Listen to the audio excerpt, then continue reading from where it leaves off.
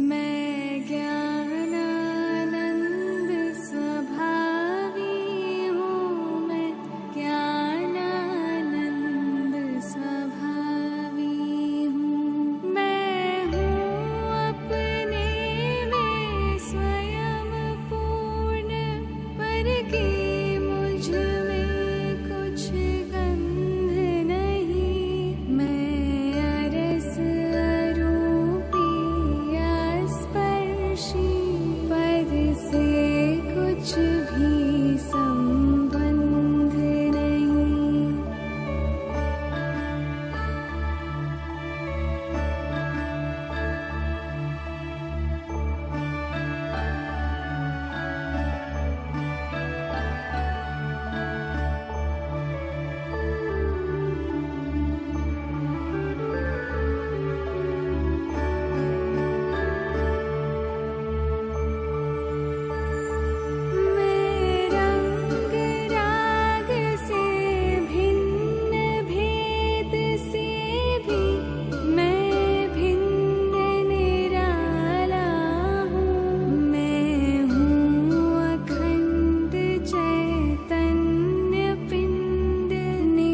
रस में रमने वाला हूँ।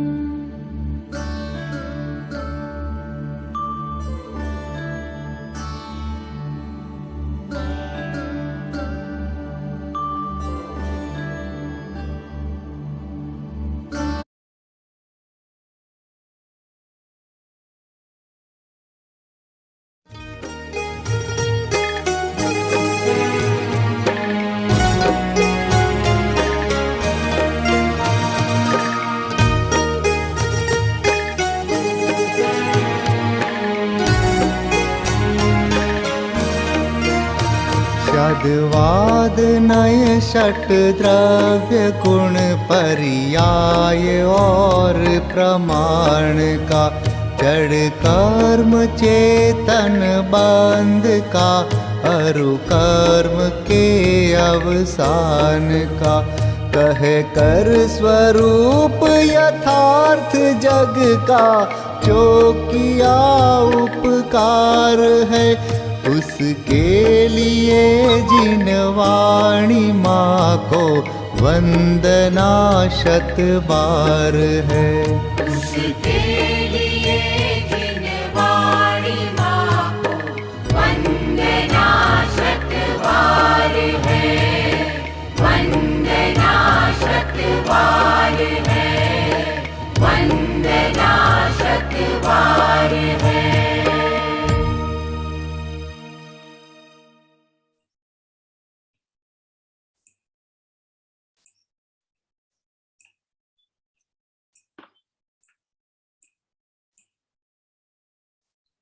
सभी साधर्मी बंधुओं को जय जिनेन्द्र।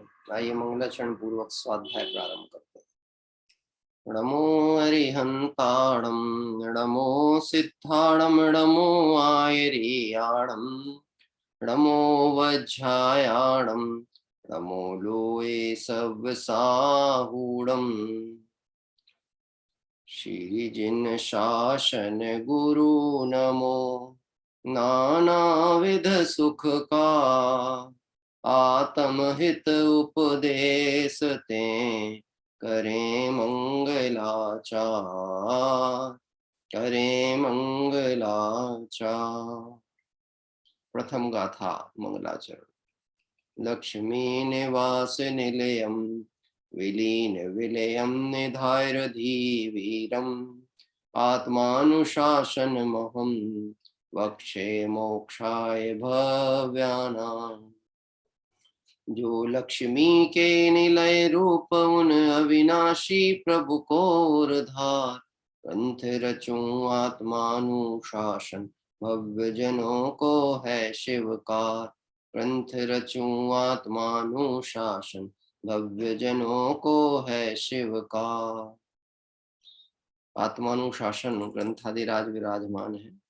ग्रंथ के स्वाध्याय क्रम में कल 172 नंबर तक की गाथा का स्वाध्याय अपन ने पूर्ण किया है, जिसमें जो चर्चा अपन ने देखी थी प्रमाण से सिद्ध वस्तु का अनेकांतिक स्वरूप, और इस चर्चा के अंतर्गत वस्तु कैसी है, अनंत धर्मात्मक स्वरूप को लिए हुए वस्तु है। इस प्रकार जीवादि सभी वस्तुएं एक ही समय में स्थूल और सूक्ष्म पर्यायों से उत्पाद व ध्रुवपने को धारण किए हुए हैं। इस प्रकार एक वस्तु में नित्यत्व और अनित्यत्व दोनों सिद्ध होता है। ये चर्चा यहाँ तक अपनी चली थी। जीवादि सभी वस्तुएं एक समय में ही स्थूल और सूक्ष्म पर्यायों से उत्पाद व ध्रुवपने को धारण किए हुए हैं। स्थूल पर्याय और सूक्ष्म पर्याय, जैसे अभी हम नर नारकादिक पर्याय की बात कहें, मनुष्य गति में जीव है, तिरंज गति में जीव है, अन्य अन्य गतियों में जो जीव है, यह जो पर्याय दिख रही हैं ये सब स्थूल पर्याय के रूप में है। काल भी हमको ऐसा लगता है 50 वर्ष, 100 वर्ष, करोड़ों वर्ष, एक इंद्रिय आदि की तरफ से इतनी लंबी आयु, फिर पर्याय बदली, एक स्थूल पर्याय ऐसा, और एक प्रति समय परिणमन होने वाली स्थिति। द्रव्य, गुण और पर्याय, इन तीनों में जो प्रति समय इनका परिणमन हो रहा है, इस अपेक्षा से यहाँ ये चर्चा स्थूल और सूक्ष्म पर्याय की ली गई है। उत्पाद व्यय और ध्रुव्यपना, मतलब द्रव्य में तो गुणों में परिणमन तो हो ही रहा है प्रति समय, परंतु एक स्थूल पर्याय भी होती है और एक सूक्ष्म पर्याय भी होती है। जैसे प्रति समय परिणामों का बदलना, गुणों का परिणमन होना, एक ये, और एक लंबे दीर्घ काल के बाद हमें जो दिखता है, यद्यपि पर्याय एक समय वर्ती ही है, पर कुछ अंतर स्थूल दिखते हैं और कुछ सूक्ष्म। यह जो स्थूल और सूक्ष्म पने को धारण किया हुआ है, इस सभी द्रव्यों में यह परिणमन पाया जाता है। इसलिए वस्तु को नित्यत्व रूप भी कहा है और किसी अपेक्षा अनित्यत्व भी सिद्ध करते हैं। इसी प्रकार एक ही वस्तु को स्वद्रव्य क्षेत्र काल भाव की अपेक्षा सत्ता रूप यानी अस्तित्व है, और परद्रव्य क्षेत्र काल भाव की अपेक्षा से असत्ता रूप नास्तित्व भी मानना चाहिए। अपने द्रव्य क्षेत्र काल भाव से प्रत्येक वस्तु कैसी है, अस्थि रूप है, अस्तित्व यानी सत्ता रूप है। मैं मुझ में रहने वाला हूं, पर में मेरा विश्राम नहीं। जीव जीवों में कैसा है, स्वक्षेत्र से स्वद्रव्य, स्वद्रव्य मतलब जीव द्रव्य, और जीव द्रव्य ने जितने क्षेत्र को घेर रखा है वह काल है ना, स्वकाल से है, और स्वभाव अपने ही लक्षणों से है, अन्य से नहीं है, पुद्गल आदिक से नहीं है।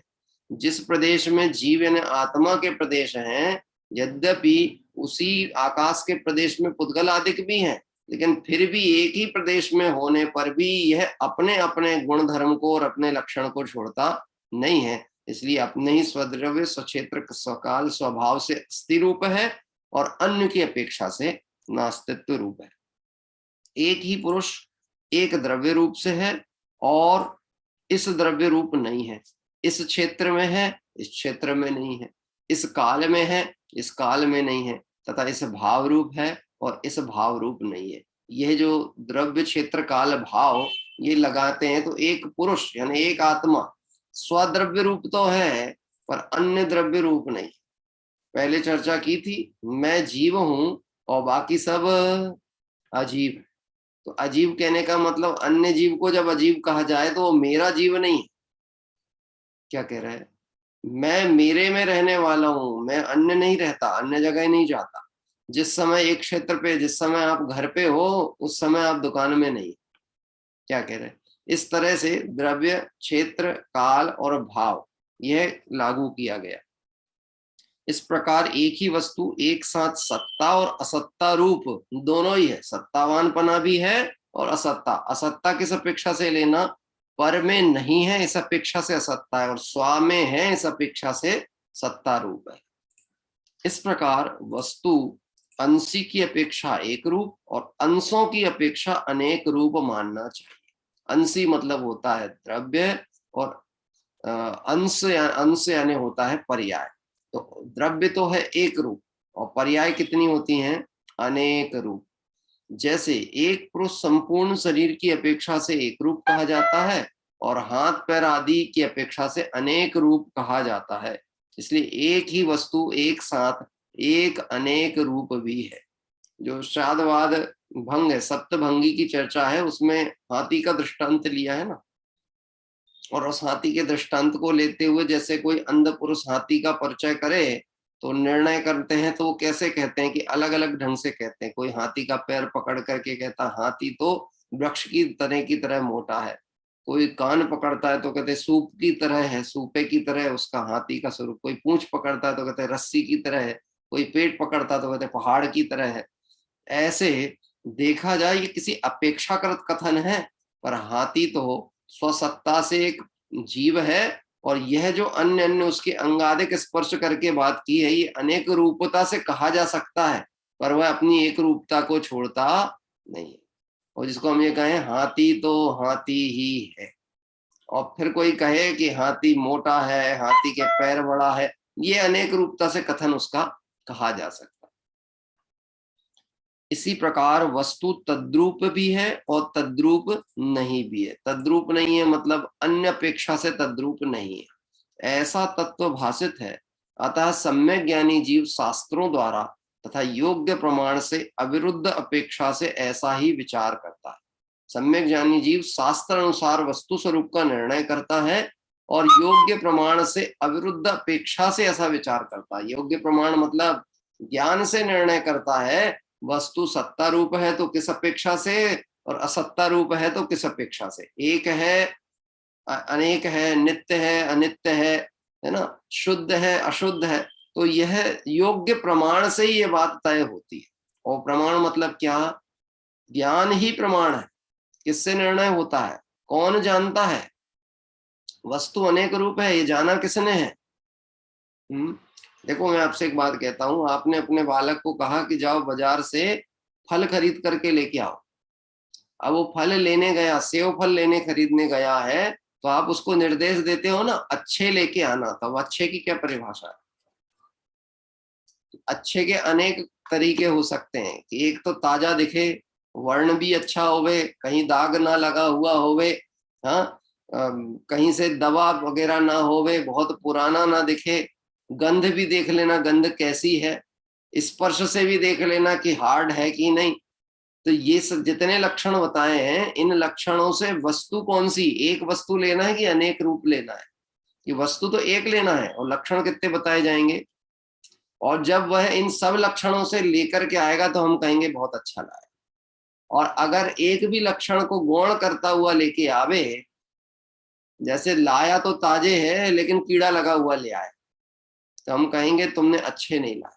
तो वो जो सेव फल है वो एक रूप है कि अनेक रूप है, अनेक गुण धर्मों से चर्चा करने पर, पर्याय से चर्चा करने पर अनेक रूप है, और द्रव्य यानी अंशी की तरफ से देखा जाए तो एक रूप। ऐसे आत्मा पे लगाना, आत्मा एक है कि अनेक है, दर्शन ज्ञान चारित्र ऐसे त्रिधा तीन गुणों की चर्चा मुख्य रूप से आती है। तो आत्मा तीन है क्या, कार्तिक अनुप्रेक्षा में गाथा आई थी, जो दर्शन रूप आत्मा, ज्ञान रूप आत्मा, चारित्र रूप आत्मा, ऐसे भेद रूप आत्मा को देखते हैं, उन्हें आत्मा की अनुभूति होती ही नहीं है। मोक्ष का मार्ग वह भी तीन है कि एक है, कि बोले एक होए तृणकाल मां परमार्थनु पंथ। तो फिर कहते क्यों है, सम्यक दर्शन ज्ञान चारित्राणि मोक्ष मार्ग। तो बिल्कुल स्पष्ट लिखा है, यह मोक्ष के मार्ग हैं, लेकिन मंजिल तो एक ही है, मंजिल तो एक है, और ये भी तीन है ऐसा नहीं समझना। यह क्रम है, ये रास्ते के पड़ाव हैं, मंजिल तक पहुंचने के लिए पड़ाव है। सबसे पहले ज्ञान, श्रद्धान और फिर चारित्र, तीन पड़ाव आएंगे तब आप मंजिल की ओर पहुंचोगे। और जिन पड़ावों को आप पार कर जाओगे उन पड़ावों को भूल नहीं जाओगे, वो साथ साथ चलेंगे। ज्ञान, दर्शन और चारित्र ये एक साथ चलेंगे तो फिर मोक्ष महल की सीढ़ी पर पहला कदम पहुंचता है, मोक्ष महल तक जीव पहुंचता है। अब आगे चर्चा आती है अगली गाथा में, परस्पर विरुद्ध धर्ममय सभी पदार्थ। सभी पदार्थ कैसे हैं, परस्पर विरुद्ध धर्म को लिए हुए हैं। अब ये हेडिंग ही समझ करके इतना समझ जाना चाहिए, जगत में हम जैसा सोचते हैं वैसा होता क्यों नहीं, क्योंकि सब अपोजिट है। अपोजिट है, मतलब सब अपने अपने धर्म में विलसते हैं, अपने अपने सत्व को सर्व वस्तु विलसाय। 12 भावना में पंक्ति डाली, अपने अपने सत्व को सर्व वस्तु विलसाय। सब अपने अपने प्रयोजन, अपने अपने धर्म अनुसार प्रवर्तन करते। धर्म मतलब स्वभाव। हर जीव का, हर पदार्थ का स्वभाव कैसा है? स्वतंत्र स्वतंत्र है, कोई किसी के अधीन नहीं है। और चूंकि स्वतंत्र है इसलिए परस्पर विरुद्धता को लिए हुए है सभी पदार्थ। ये हमारी भ्रांति है, हमें ऐसा लगता है ये अनुकूल है और ये प्रतिकूल है, कि ये हमारा बेटा है, ये मेरी इच्छा अनुसार चलता है तो अनुकूल है, और बेटी नहीं चलती तो प्रतिकूल है। सब अपने अपने अनुसार चलते हैं, कोई तुम्हारे अनुसार नहीं चलता। ये तो हम अपनी बुद्धि को लगा लेते हैं वहां ले जाकर के। क्या बिल्कुल ऐसी सोच है कि जाते जाते गाड़ी से एक्सीडेंट हो गया और चोट लग गई, तो कहने हो तो दो तरह से कह सकते हैं बात, भगवान ने बचा लिया, और यही कह सकते हैं भगवान पता नहीं क्या किया, आज पैर तोड़वा दिए तुम। अब बात दो तरह से कही जा सकती। जो कर्ता बुद्धि वाला है वो तो भगवान को धन्यवाद देगा, बच गए भगवान की कृपा से। और जिसको आरोप लगाना है वो यही आरोप लगाएगा, भगवान ने कर दिया, भगवान की मर्जी, हम क्या कर सकते हैं। और नहीं तो फिर सामने वाले पे आरोप प्रत्यारोप। परस्पर विरुद्ध धर्म में ये सिद्धांत स्वीकृति में आए, बड़ी शांति होती है। क्यों? जो जैसा परिणमन होने वाला है, जिसका जैसा परिणमन का स्वरूप है, वो वैसा ही करेगा। आप विचार करके देखो, ये जो पृथ्वानियों की घटना है कि मारीची और आदिनाथ, तो हमको ऐसा लगता है सर्वोत्कृष्ट उपदेश दाता तो तीर्थंकर भगवान को तो सर्व विधि का ज्ञान होता है ना, सर्व विद्याओं का स्वामी पना है, सर्व विधि का ज्ञान है। हमको समस्या आती है, हम अपने बच्चों को नहीं समझा पाते, क्योंकि आजकल के बच्चे अलग अलग ढंग से बातें करते हैं। कई बार माता पिता उनके सामने छोटे पड़ जाते मतलब वो ऐसी बातें करेंगे, हमको उस विषय का ज्ञान ही नहीं। अब वो मोबाइल लेके आ गए, जी चल नहीं रहा, तो हम क्या बताएं, हम ही को नहीं पता। लेकिन उनको तो सर्व विद्याओं का स्वामी पना था, उनको तो किसी अन्य विधि से समझाना चाहिए था ना मारीची को। तो कह रहे हैं कि परस्पर विरुद्ध धर्ममय सभी पदार्थ, सभी जीवादिक पदार्थ परस्पर विरुद्धमय हैं। कोई किसी को कुछ समझा नहीं सकता, कोई किसी का कुछ कर धर सकता। अतुल भाई, ये प्रश्न बहुत स्वाभाविक प्रश्न है और हमारे मन में बार बार उठता है। धर्म जानने वाले, धर्म का उपदेश करने वाले, उनके में ऐसा क्यों दिखता है? जो धर्म नहीं जानते हैं वो कषाय ऐसी क्यों करते हैं? यानी कुल मिला के हम यह सिद्धांत को स्वीकार नहीं कर रहे हैं कि हर द्रव्य स्वतंत्र है, उसका परिणमन स्वतंत्र है, उसमें होने वाला जो प्रति समय का परिणमन है उसका कोई कर्ता धर्ता नहीं होता, स्वयं जगत परिणाम। अब जगत परिणाम मतलब क्या? जगत यानी विश्व, और विश्व कैसा है? सठ द्रव्यात्मक, और सठ द्रव्यात्मक विश्व में जीव, उद्गल, धर्म, अधर्म, आकाश, काल, इनका स्वयं परिणमन होता है, किसी का किसी से मैच नहीं करता। हमको भ्रांति है कि हमारी एक विचारधारा एक दूसरे से पटती है। विपक्ष खड़ा कब होता है पता है? और विपक्ष खड़ा कहां से होता है और पक्ष कहां से खड़ा होता है? बस सोच मिल जाए या मेरी इच्छा अनुसार परिणमित हो जाए तो पक्ष, और ना होए तो विपक्ष। इतना सा तो खेल है। शरीर मेरे अनुकूल हो जाए तो मेरे को शरीर बहुत अच्छा लगता है, और प्रतिकूल परिणमित हो जाए, कब पिंड छूटे। तो बताओ, वस्तु तो एक ही थी, दृष्टि का परिवर्तन आया। यह तो सिर्फ अनुकूल कहें प्रतिकूल कहें, यह झूठी मन की वृत्ति है। अब इस गाथा का विचार कर लेते हैं। कोई तर्क करता है कि वस्तु का उत्पाद व्यय द्रव्यपना सिद्ध नहीं होता, क्योंकि उसमें सर्वथा नित्यादि एक स्वरूप ही पाया जाता है। वस्तु का उत्पाद व्यय द्रव्यपना सिद्ध नहीं होता क्योंकि उसमें नित्यादि एक स्वरूप ही पाया जाता है। वस्तु तो अनादिकाल की है ना, तो उसमें तो अस्तित्व दृष्टि से देखा जाए तो द्रव्य कब का है? अनादि का है। जीव आत्मा कब का है? अनादि का है। उद्गल आदि भी कब के हैं? अनादि के हैं। सभी द्रव्य अनादि के हैं। तो फिर वह तो नित्य स्वरूपी कहलाए जो अनादि से और अनंत काल रहेंगे। तो फिर उनमें उत्पाद व्यय द्रव्य कैसे घटित होगा? द्रव्य तो चलो हम नित्य अपेक्षा मान ले, पर उत्पाद और व्यय कैसे माने? आत्मा तो कब कितना पुराना है,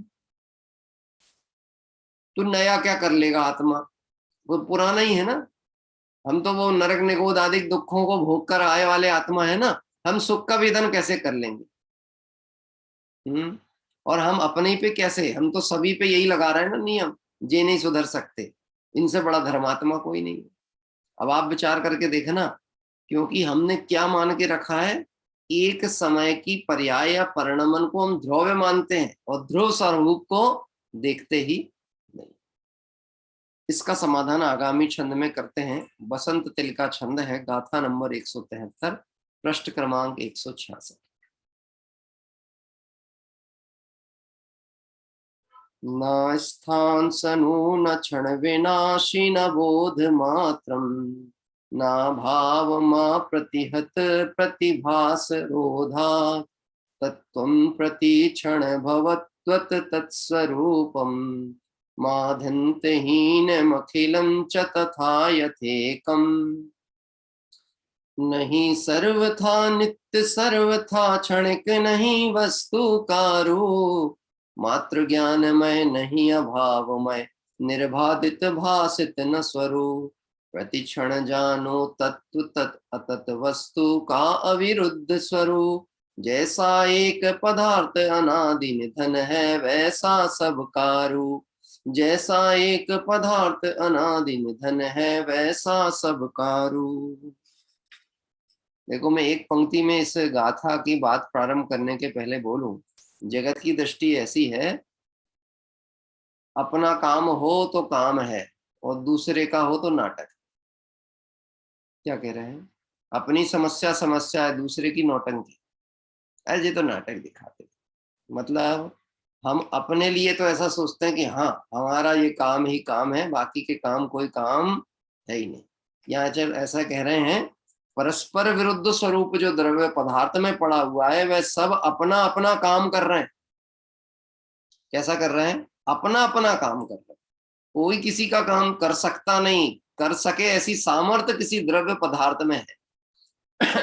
वस्तु सर्वथा नित्य अर्थात स्थिर नहीं है, सर्वथा क्षणिक अर्थात विनाशिक भी नहीं है, सर्वथा ज्ञान मात्र नहीं है और सर्वथा अभाव रूप भी नहीं है, क्योंकि सर्वथा अखंड एक रूप एक ही धर्म रूप प्रतिभाषित होने में विरोध है। अविरोध रूप से ऐसा भाषित नहीं होता, क्योंकि वस्तु प्रति समय उस रूप यानी अपने स्वरूप भी है और उस रूप भी नहीं है। कितनी बात कह दी? वस्तु सर्वथा नित्य भी नहीं है और सर्वथा अनित्य भी नहीं है। द्रव्य स्वभाव से देखें तो वस्तु नित्य है और पर्याय स्वभाव से देखें तो अनित्य है। मैं जीव अनादिकाल से हूं, अनंत काल तक रहूंगा। किस अपेक्षा से? स्वभाव अपेक्षा से, द्रव्य स्वभाव अपेक्षा से। और पर्याय, ये पर्याय तो क्षणवर्ती है, प्रति समय बदलेगी। इस सिद्धांत को स्वीकार करने के बाद में जन्म और मरण का भय रहेगा, क्योंकि पर्याय तो उत्पन्न हुई है वह नष्ट होगी ही होगी। अब हमें करना क्या है? सिर्फ स्वीकृति करना। किस बात की? संयोग हुआ है तो वियोग होगा, पैसा आया है तो जाएगा ही, शरीर अगर निरोग रूप दिख रहा था तो रोग रूप होगा ही, और रोग रूप भी दिख रहा था तो निरोग रूप भी होगा। वस्तु की स्थिति सदैव एक जैसी। ये बड़े महान सिद्धांत हैं। ये गाथाएं कोई सैद्धांतिक चर्चा करके निकल जाने जैसी नहीं है। इन सिद्धांतों का विचार करने से परिणामों में बहुत शांति का वेदन होता है। क्या कह रहे हैं? देखो, कुछ कुछ लोग कहते हैं हमको पूजा करके, अभिषेक करके, दान दे के, दूसरे का कष्ट हर के मन में शांति का वेदन होता है। जब तक तू अपना कष्ट नहीं हरेगा, जब तक तू वस्तु स्वरूप को समझकर निर्भर नहीं होगा, तब तक तुझे सच्ची शांति आने वाली है। शांति और सुख आता कहां से? देखो, कोई आदमी तकलीफ में था, भूखा था और हमने उसको भोजन करा दिया तो हम कहते हैं हमारे मन में तृप्ति हो गई। तृप्ति कहां से होगी? भूख उसको लगी थी, पेट में भोजन उसके गया और हम कहते हैं हमारा पेट भर गया, तृप्ति हो गई। यह जो हमने सुख का वेदन किया है ना, किसी के कष्ट को हटा करके या हटाने का विकल्प करके, यह सुख अंदर से ही आया हो। ये मालूम कौन सा सुख है? ये मंद कषाय में होने वाली अनुभूति है। मंद कषाय का वेदन है, तीव्र कषाय में दुख ही है, मंद कषाय में अल्प सुख है, और सच्चा सुख तो कषाय रहित स्वभाव यानी स्वरूप के वेदन करने से होता है। तो यहाँ कहते हैं सर्वथा अखंड एक ही धर्म रूप भाषित होने में विरोध है। कोई वस्तु को अखंड एक ही रूप से देखा जावे तो विरोध आता है, लेकिन अगर हम उसको उत्पाद व्यय और द्रव्य स्वरूप से देखें, द्रव्य और पर्याय रूप से देखें, तो फिर कोई विरोध उसमें आता नहीं। ये जो प्रश्न है ना, ऐसा क्यों हुआ, ये प्रश्न कहाँ कहाँ उत्पन्न होता है, और ऐसा मेरे साथ ही क्यों हुआ, ये तो होता ही होगा ना। वो लोग किस किस को लगता है ऐसा मेरे साथ क्यों हुआ, मतलब मेरा अपयश क्यों हुआ, मेरा पैसा क्यों चला गया, मेरे को रोग क्यों आ गया, ऐसा विचार आता कि नहीं आता। मेरे बच्चे ही मेरी इच्छा अनुसार क्यों नहीं चल रहे, बोलो आता कि नहीं आता। ऐसा क्यों हुआ, यह सिद्धांत को नहीं समझ रहा है, स्वीकार नहीं कर रहा, इसलिए ऐसा विचार हो। पहली बात, प्रत्येक द्रव्य परिणमित हो रहा है, इसलिए ऐसा क्यों हुआ और मेरे साथ ही क्यों हुआ, ये मान्यता ही अज्ञान है। सिर्फ तुम्हारे साथ ऐसा हुआ ऐसा नहीं, सबके साथ ऐसा ही हुआ। मैं आपसे कहता हूं, चेहरे पे जिसके मुस्कुराहट दिख रही है उसके अंदर भी दर्द हो सकता है कि नहीं। हम तो अपना ही रोना लेके बैठे रहते, हमसे ज्यादा तकलीफ में कोई नहीं, हमसे ज्यादा परेशान कोई नहीं। अरे तुम जाके तो देखो, और तुमको भी दिखेगा तो ऊपर ही ऊपर दिखेगा, अंदर का तो तब भी नहीं देख पाओगे। क्योंकि क्या कह रहे हैं अतुल भाई जी, हम आपसे पूछें साहब और क्या हाल चाल है, तो क्या कहोगे आप व्यवहारिकता में, सब बढ़िया है साहब, हैं? तो हम अंदर ही अंदर दुखी हो रहे हैं इस बात से। आपका जब पूछो बढ़िया ही रहता है,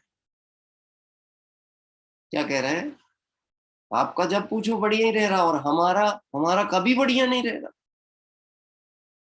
हमें तो पहले तकलीफ थी, पैसा नहीं था तो भी बढ़िया नहीं था, अब हो जाए तो भी हमारा बढ़िया नहीं है। पहले निरोगी थे तो बढ़िया नहीं, अब रोग आ गए तो, रोग आ गया तो अब कहाँ से बढ़िया। यानी कुल मिला के जिसको यह विचार चल रहा है ऐसा मेरे साथ क्यों होता है, अन्य के साथ ऐसा क्यों नहीं होता है, कोई धर्म नहीं करके भी आनंद में क्यों दिख रहा है, और मैं धर्म करके भी दुखी क्यों हूं, वह वस्तु स्वातंत्र सिद्धांत को और प्रति समय होने वाले परिणमन को जानता ही नहीं है। अरे जो आज तुझे पुण्य आदि के उदय में प्रसन्न दिख रहे हैं, उनकी भी अंतर वेदना तू जाके देखेगा ना, तो जब तक सच्चा सुख उन्हें नहीं प्राप्त हो तो कोई जीव सुखी हो सकता है ही, हो ही नहीं सकता। लेकिन अभी भ्रम पड़ा है जगत में, ईश्वर सामग्री की प्राप्ति को जीव सुख मानता है, तो बोलता है इसको ये मिला यानी ये सुखी हूं, और मेरे को नहीं मिला तो मैं दुखी हूं, या फिर मेरे को मिल गया तो मैं इसकी अपेक्षा सुखी हूं। पूर्णतः भ्रांति। देखो कहते हैं सर्वथा अखंड एक ही धर्म रूप भाषित होने में विरोध है, अविरोध रूप से ऐसा भाषित नहीं होता। यदि आप स्वरूप को जान लो कि प्रत्येक द्रव्य का पदार्थ भिन्न भिन्न परिणमित होता है, परस्पर विरुद्ध ही परिणमित होता है, होने वाला परिणाम होता ही है, उसका कोई कर्ता धर्ता नहीं है। इस सिद्धांत को अगर समझ लें तो आकुलता का फिर नाम निशान रहने वाला, क्योंकि प्रति समय उस रूप यानी अपने स्वरूप भी है और उस रूप नहीं भी है। अब दो बातें हैं, अपने स्वरूप तो है और उस रूप नहीं है। उस मतलब अन्य रूप नहीं है, अपने रूप तो है पर अन्य रूप नहीं है। क्रोध के काल में भी आत्मा अपने ज्ञान शांत स्वरूप तो है, क्रोध रूप। राग की भूमिका में प्रवर्तन करते हुए काल में भी आत्मा ज्ञानमय तो है, चैतन्यमय तो है, रागमय नहीं। अब किसको देखना ऐसा, अपने को कि अन्य को?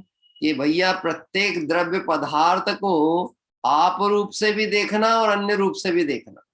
आप रूप से प्रत्येक पदार्थ तो अपने स्वभाव रूप है, और जो पर्याय प्रति समय बदल रही है उस रूप। आज जो कषाय करता हुआ दिख रहा है, जो हिंसा करता हुआ दिख रहा है, अभक्ष का भक्षण करता हुआ दिख रहा है, यह उसका स्वरूप नहीं है। यह बदल जावे तो अगले क्षण यही सर्वोत्कृष्ट धर्मात्मा बन जाए, उत्कृष्ट धर्मात्मा हो जाए। और आज जो धर्म में बहुत उत्कृष्टता दिखा रहा हो, दिखाई देती हो, कल इसका परिणाम बदल जावे, विचलित हो जावे तो ये पाप रूप हो जाए। इसलिए धर्म की परिभाषा स्वभाव से होती है। कैसे होती है? वस्तु के स्वभाव का नाम धर्म है। तुम स्वभाव देखोगे तो तुम्हें राग द्वेष नहीं होगा, और तुम पर्याय देखोगे तो राग द्वेष हुए बिना नहीं रहे। ऐसा ही है कि नहीं? हाँ मीता बहन, ऐसा है ना? मैं बोरीवली वाली मीता बहन से कह रहा हूँ, आज अहमदाबाद वाली मीता बहन नहीं दिख रही। कोई बात नहीं, वो सोनगढ़ में है। मैसेज भेजा था क्योंकि गुरुदेव श्री का व्याख्यान 8:45 पे खत्म होता है, आप थोड़ा आगे करो ना। फिर मैंने कहा गुरुदेव श्री का सुन रहे हो, हम उन्हीं का सुना रहे हैं, वहीं ध्यान लगा के सुन रहे। क्या कह रहे हैं? हम भी वही पढ़ रहे हैं, वही चर्चा कर रहे हैं, वही अध्यात्म की बात चल रही। देखो इस तरह, क्योंकि वस्तु प्रति समय उस रूप है, अपने स्वरूप भी है और उस रूप नहीं भी है। वस्तु का अनादि निधन स्वरूप ऐसा ही है। कैसा है? स्वतंत्र है, स्व सत्ता से है, आप रूप है, अन्य रूप नहीं है। कब से? अनादि से। शक्कर अनादि काल से आप रूप है, यानी मीठे स्वरूप है, खारा रूप नहीं है, कड़वा रूप नहीं है। आपने कभी खट्टा मीठा नमकीन खाया? खाया? नहीं खाया? खट्टा मीठा नमकीन नहीं खाया? गुजरात में तो चलता है, मीठा भी लगता है, वो खट्टापन भी होता है, वो चरपरा भी होता है। तो बताओ, जो खट्टा मीठा नमकीन है उसमें शक्कर का स्वभाव या लक्षण क्या है? मीठा ही है। जितना भी अंश है वो शक्कर का ही है, और जो खारापन है वो नमक का ही है, और जो तीखापन है वो मिर्च का ही है। सब अपने अपने स्वभाव में विलस रहे हैं। कहीं किसी की सत्ता ज्यादा कम हो सकती है। क्या कह रहे हैं? ज्यादा कम मतलब मात्रा की क्वांटिटी के कारण से ऐसा भ्रम हो सकता है कि इसमें ये है कि नहीं, या ये ज्यादा हो गया, नमक ज्यादा हो गया तो शक्कर की सत्ता खत्म हो गई क्या?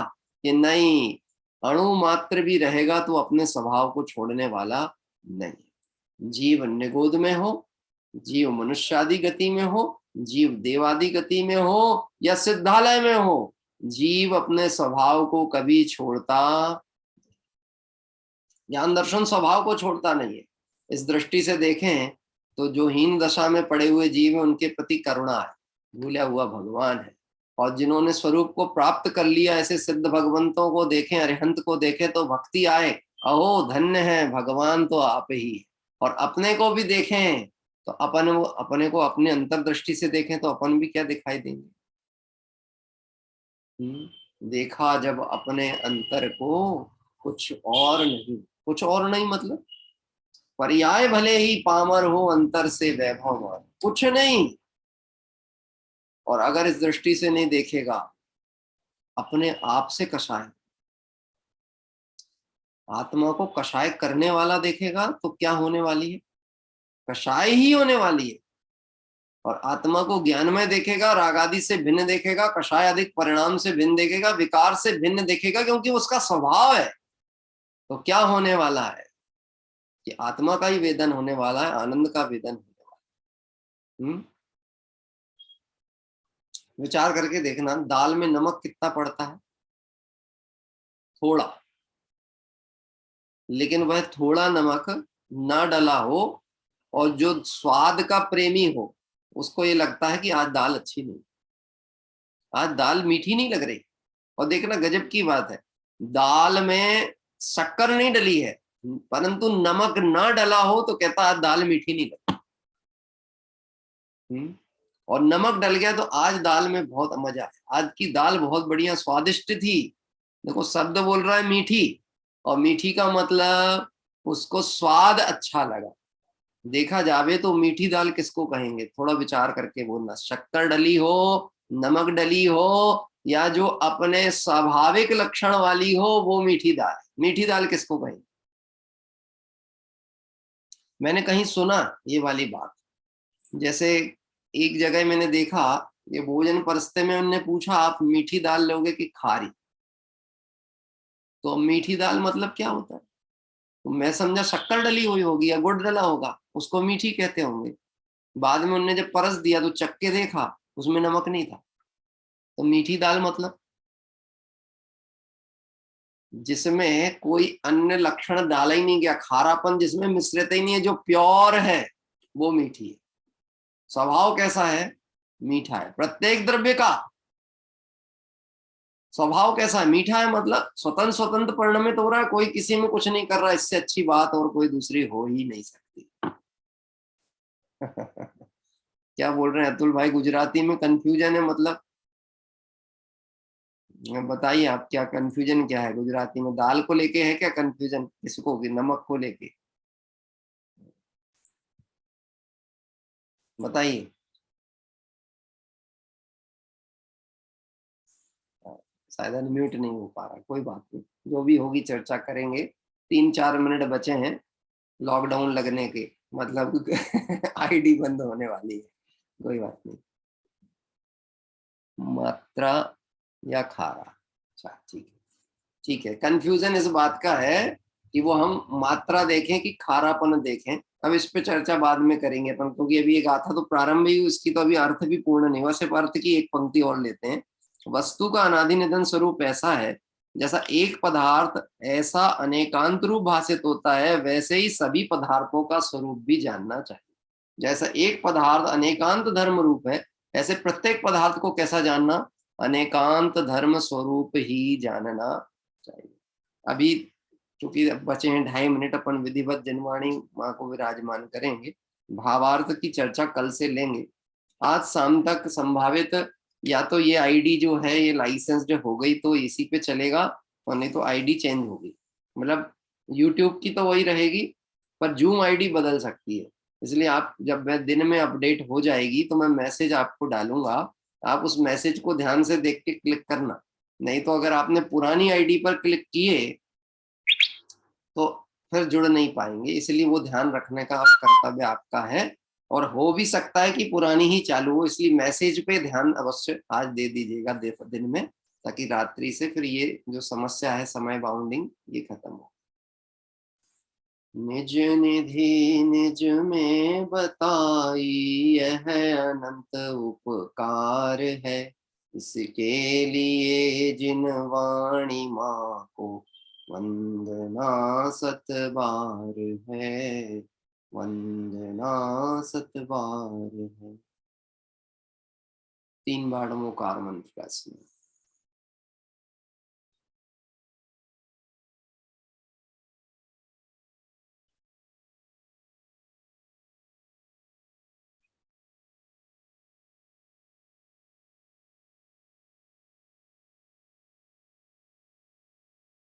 जय बोले द्वादशांगमय जनवाणी माता की जय हो। देव शास्त्र गुरु भगवंतों की जय हो। अनंतानंद सिद्ध परमेष्टि भगवान की जय हो। वीतरागी जैन शासन की जय। रात्रि में 8:45 से यथावत समय अनुसार स्वाध्याय होगा। सभी जीव मंगल आराधना पथ पर बढ़कर शाश्वत सिद्धसा की प्राप्ति करें, इस भावना से विराम। बोलिएगा मीना जी, आप कुछ बोल रहे हैं? भैया हमारा रात में नहीं लगा, रात में नहीं लगा। नहीं, अभी ये जूम पे चल रहा है, यूट्यूब पे नहीं चल रहा है। यूट्यूब पे 15-20 मिनट बाद मैं बाद में डालता हूँ ये। नहीं, जूम पर भी नहीं चला रात को। अच्छा, आज देखते हैं। एक्चुअल में कुछ तकनीकी समस्या प्रॉब्लम चल रही है, जिसके कारण ये अपना लाइसेंस रिन्यू नहीं हो पा रहा है। अपन सिर्फ फ्री वाला चला रहे हैं, तो उसमें बड़ी सीमाएं हैं। उसमें लाइव यूट्यूब भी नहीं होता है, अनम्यूट म्यूट की सुविधाएं भी कम रहती हैं। तो आज शायद उसका समाधान होगा। तो आज रात्रि में आप कोशिश करिए। ठीक है। सभी को जय जय।